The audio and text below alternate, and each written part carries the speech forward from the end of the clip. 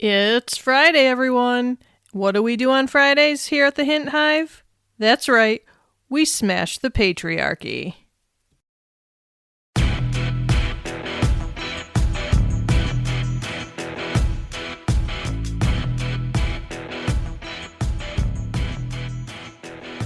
Hello, honeybees. Welcome back to another episode of the Hint Hive, Amplifying Women's Voices. I'm your host, Kelly Hint, Queen Bee of this hive, and today we're jumping into the world of therapy. But not just any therapy session. Oh no. We are spilling the tea on the things your therapist might not want you to know. Get ready because we're about to shake things up. Now, before we jump in, I've got some news to share with my feminist listeners, no matter your gender. On June 24th, the second anniversary of the overturning of Roe v. Wade, girls, women, and allies go on strike. This is a call to action for women's rights. Participants do not go to work, do not go to school, and/or do not spend even one penny. As our privacy, body autonomy, health care, and travel rights are being removed, we remove ourselves from one day en masse. We stand together for all Americans to show that the nation needs us. No spending, no work, no school. Now, I know this may be too privileged for some to participate in, so bare minimum, on June 24th, all women and allies need to wear the color red in a show of solidarity. If you want to know more about it, just do your Googles on the women's strike for June 24th, 2024, and you should get all the information that you need. This is not the first call to action, and it won't be the last. And also, this is not just about abortion. This is about women's rights overall. So if you are interested in getting involved in any activism, please consider this as one of the ways that you can show your support. Again, regardless of gender, if you are about equality, this is a small thing that you can do. All right, my fabulous hive, let's get into it and let's get real. We all know that therapy is like the sacred sanctuary where we spill our guts, unpack our baggage, and try to figure out why we do the things we do. But guess what? Your therapist is human too. Shocking, right? That's why today we're taking a peek behind the curtain to uncover some truths that you may not know. First up on our list, boundaries, boundaries, boundaries. Now, don't get me wrong. Boundaries are crucial for any healthy relationship, including the therapeutic relationship. But sometimes your therapist has to enforce them like a boss. And here's a secret. Sometimes they absolutely hate doing it. But other times it's as easy for them as breathing. Have you ever wondered why they won't respond to your text after hours? Or why they shut down certain topics? Or why they won't accept your friend request on social media, or why they enforce a cancellation or no-show fee. It's not because they're being mean, it's because they're setting those boundaries to keep the space safe and professional. Remember, boundaries are there for a reason, so if you have questions or concerns about them, please talk to your therapist about it. Speaking of no-show and cancellation fees, I get that it's upsetting to have to pay for a session that you didn't attend. But guess what? It's also upsetting when your therapist could have used that space for somebody in desperate need. Not to mention that your therapist already does a ton of unpaid work behind the scenes, and then to lose out on even more money because you didn't show up for your appointment. Well, I hate to say it like this, but your therapist has bills to pay too. Again, they're human. Trust me, the student loan company that owns your therapist doesn't care that you overslept and therefore your therapist didn't get paid. They still want their money.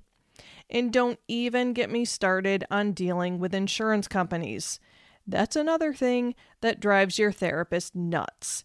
They hate all of the nonsense involved with taking insurance, but many of them do it because they feel obligated, even though insurance companies make their lives a living hell and don't pay them a fair rate. Yuck. I hate talking about the financial side of therapy, so let's move on. Let's talk instead about the big ol' elephant in the room. Your therapist is not your friend. I know. They're warm, they're empathic, and they can listen to you vent for hours on end. But at the end of the day, they're not there to dish out relationship advice or swap gossip. They are there to guide you through your journey of self-discovery, offering professional insights and teaching you new ways of coping with life. So if you catch yourself wanting to hear some juicy details about your therapist's personal life, remember to keep the focus where it belongs, on you. It is your session. And don't be hurt that you can't go grab coffee together and talk about your favorite TV shows. The therapeutic relationship is sacred for a reason. Trust me, I can say things to my clients that I could never get a family member or friend to be receptive to. And it's because of the professional respect that exists between a client and therapist. Many people are way more receptive to feedback from a, quote, expert than a parent, a colleague, or even their best friend. And the thing is, you think you want me to be your friend, sister, mother, daughter, etc., but you don't. You're just getting the best version of me that I don't always give to those in my personal life. I often have more empathy and compassion for you than I do the people in my personal life. I can promise you, and again, this is just me. This is not all therapists.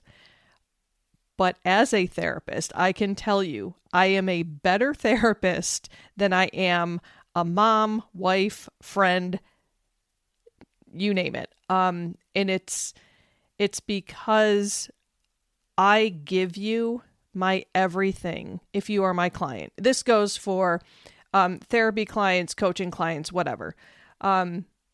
You are paying for a service, and I am going to give you 100% of myself.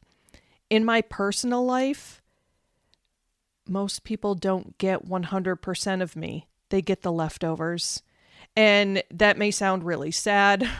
I can tell you that the leftovers aren't horrible, but it's different. It is so incredibly different. And I find myself quite often, I have so much more empathy for the clients that I work with in coaching and therapy.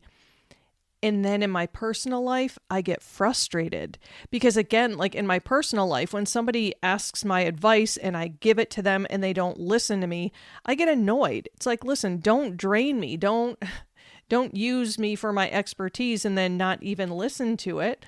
So it gets really frustrating. But for some reason within the therapy setting or the coaching setting, I do not feel that level of frustration because I expect it. I expect that there are going to be roadblocks along the way. So the next time you find yourself wanting to be BFFs with your therapist, remember, they may be bringing a much different version of themselves into the therapy room than they would in a personal situation. And again, I'm not going to speak for all therapists on this. What I can say on behalf of all therapists is that if we're doing our job right, we are bringing our best selves to the therapy room. And maybe some therapists have a lot left over at the end of the day. But for me, as somebody who struggles with a disability and working through it anyway, I don't have a lot left. So trust me, you're getting the better end of the deal than the people in my personal life. But you know, I won't lie. Sometimes I get a client and I'm like, damn it, I wish I didn't take this person on because I'd love to be their friend. but I can't turn them away and I can't be their friend because I have ethical codes that I follow. So just know that there are times when, we look at you and we're like, oh my gosh, this person is so awesome. We could totally be best friends outside of this relationship, but it's not going to happen.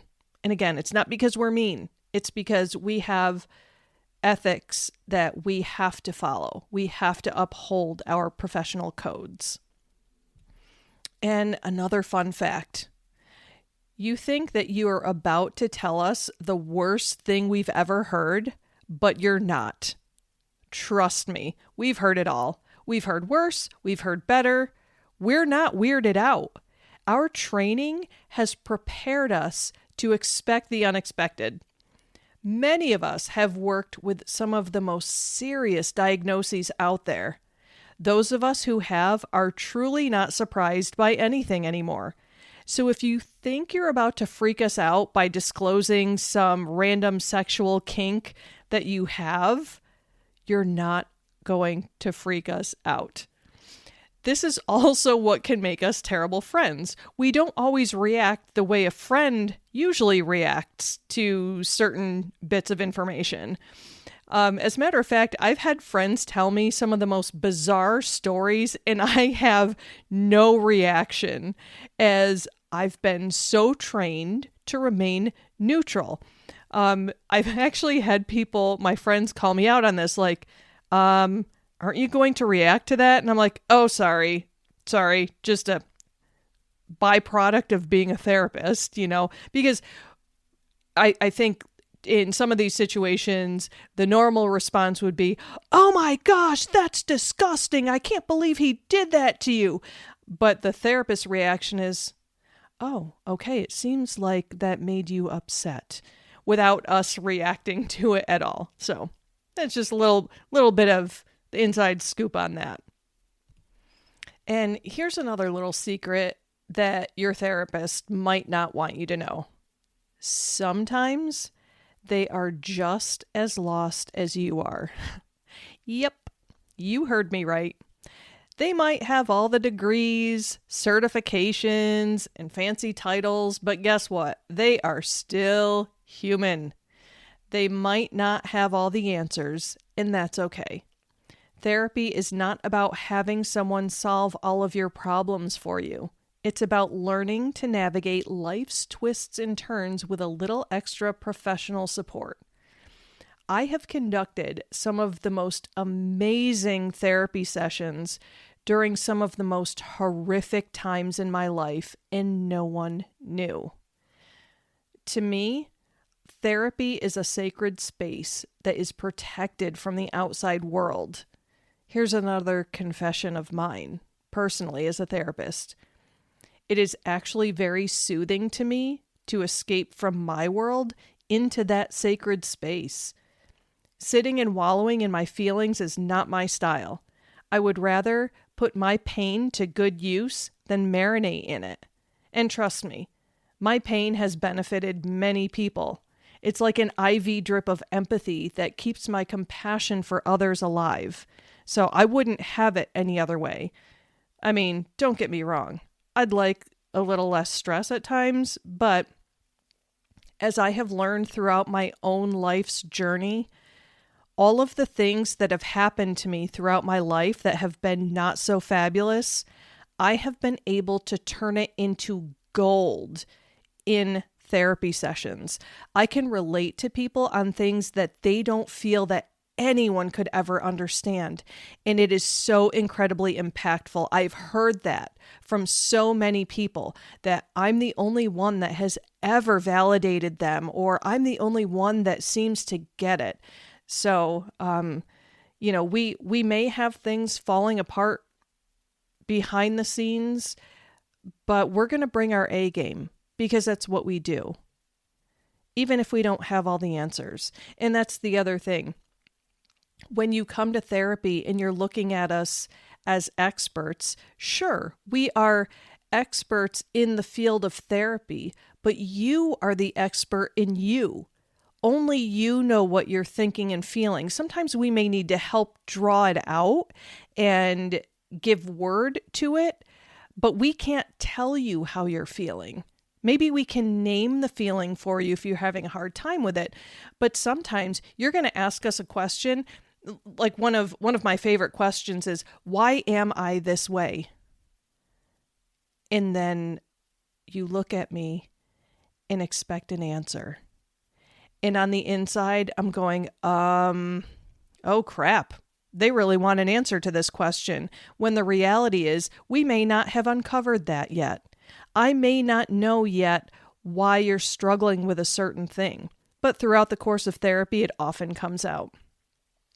And also, again, we may be experts in the field of therapy, but we don't have all the answers to all of life's mysteries. Sometimes we just don't know. And if I'm faced in therapy with a situation that I don't know, I will say to my clients, I'm not sure about that. Let me get back to you. And I'll do my research and figure it out if it's something that I can do. And touching on empathy, here's another fun fact. Sometimes your therapist may cry with you in session. Some of you know this already. Some of you have experienced this. Others may be shocked. Therapists who are not comfortable doing that may cry after you leave the office. We are not emotionless robots. Well, not all the time, anyway. We try to remain as neutral as possible. But when you are processing, for example, through the loss of your child, we may be right there with you, allowing our tears to flow too. We're not heartless. We just have to keep the session on you. You can't be consoling us, so we need to keep our emotions intact. Sometimes, however, it spills over a little in the form of tears in our eyes that may slip out and slide down our cheeks. And let's talk about the dreaded termination phase. No, it's not as scary as it sounds. It's just therapist lingo for wrapping up your sessions. When you've completed your goals, it's time to say goodbye. But here's the kicker.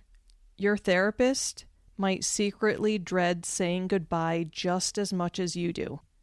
After all, they've been there with you through the tears, the breakthroughs, and everything in between. But guess what? It's all part of the process. So the next time you feel that lump in your throat as you say goodbye, remember that it's not the end. It's just the beginning of your next chapter. And know that your therapist may have a lump just as big in their throat too, and may need to have a quick cry after your final session together. We're not monsters after all. We catch the feels too. And another thing that you might not know, I had a friend of mine ask me one time about why there weren't reviews about therapists online, like as a regular practice. Because they were talking to me about the fact that they were struggling to find a therapist because they really wanted one with a bunch of good reviews. And this may be something that you don't know, but we are not allowed to solicit testimonials, reviews, or anything from our people. For some, this may be common sense, and for others, you may be going, why? Why can't you ask for reviews? Well, because it undermines the therapeutic process. We are not a typical service where we do a job, we get a review, we call it a day, and move on. We are dealing with the human psyche, which at times can be incredibly fragile. And we are also in a position where there can be an imbalance in that there could be a perception of one holding power over another, which isn't the case. Okay, I'm not explaining this well. It's the same reason why if, for example, I were to sleep with one of my clients, I could be tossed in jail. It's not because sleeping with a client or it's not because sleeping with another person is illegal. It's because it's a huge violation of the therapeutic relationship. There's a power imbalance in that somebody has sought my services as an expert, and I have knowledge about the inner workings of that person's brain, and that can be used to manipulate.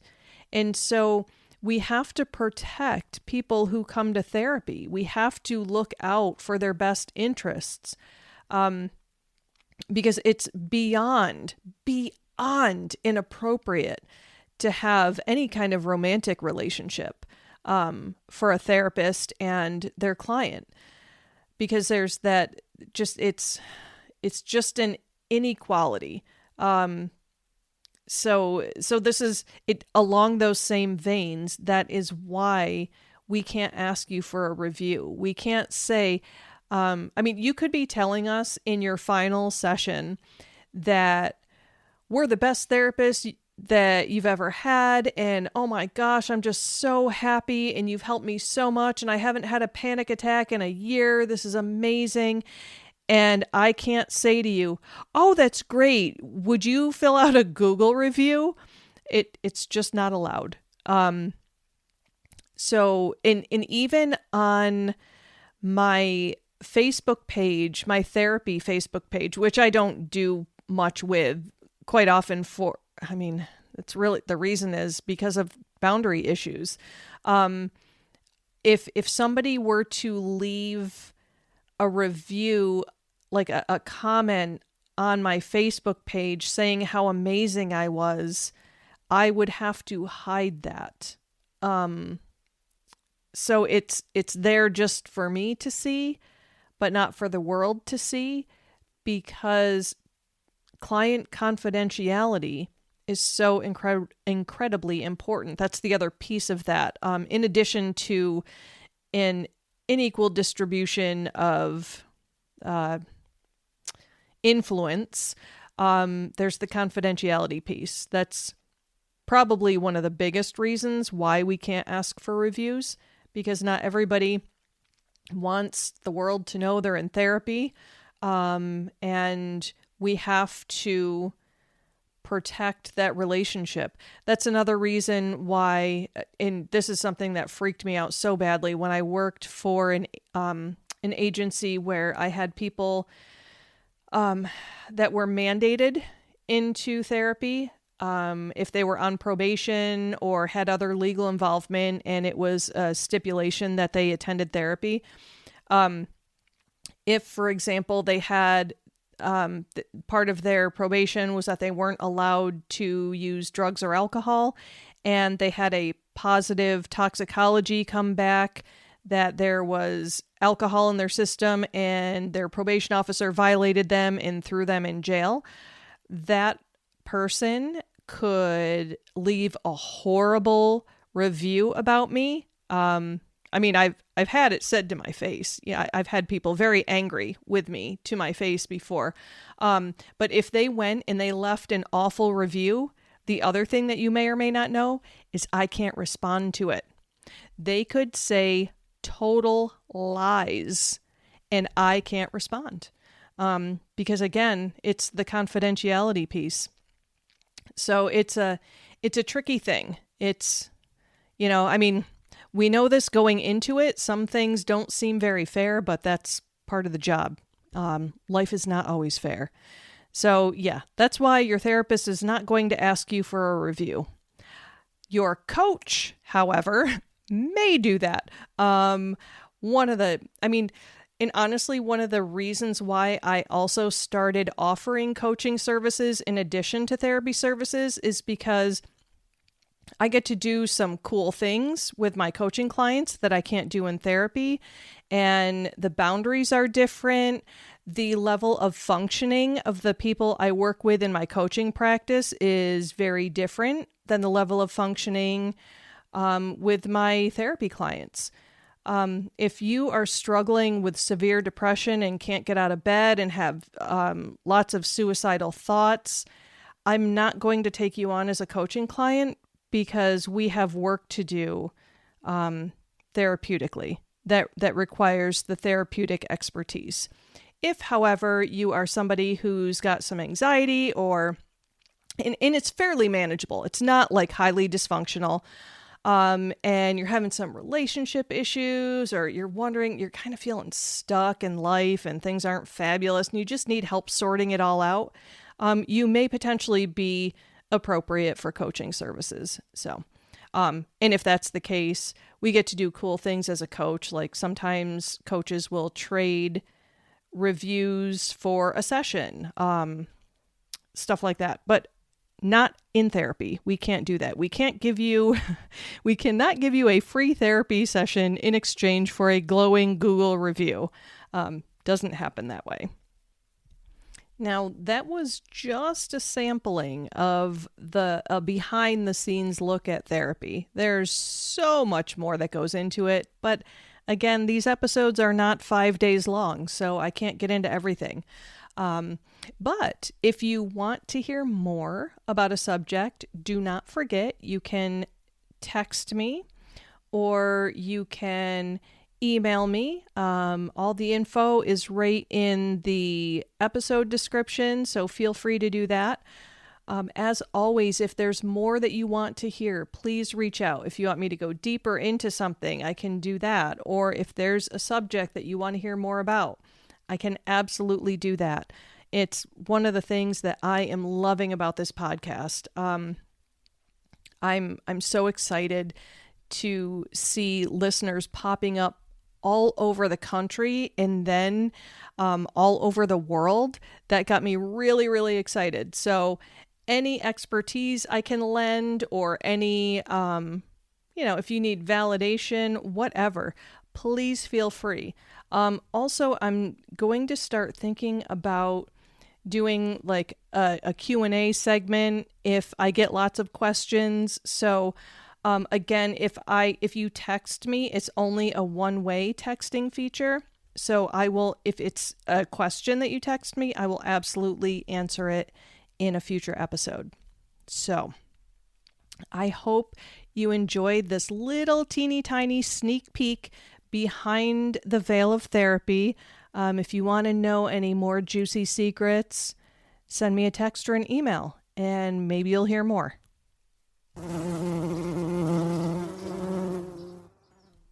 Well, my Fierce Hive, we've reached the end of our therapy session. Wait a minute. Boundaries. It was not a therapy session. Anyway, before we go, I want you to remember this. Therapy is a journey, not a destination. Your therapist is there to guide you, support you, and cheer you on every step of the way. So keep showing up, keep doing the work, and remember that you are worthy of healing, growth, and all the love in the world.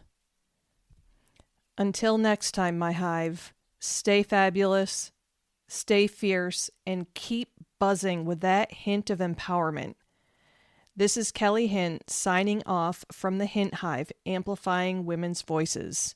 See you next time, my queens.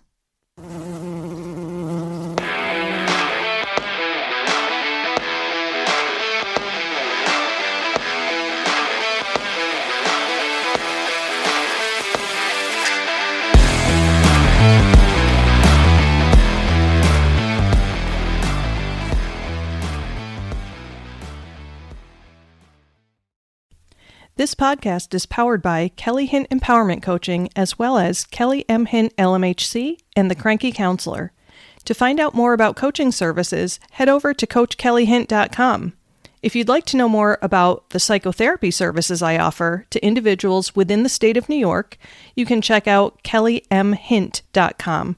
And if you'd like to learn more about aromatherapy, you can check out TheCrankyCounselor.com.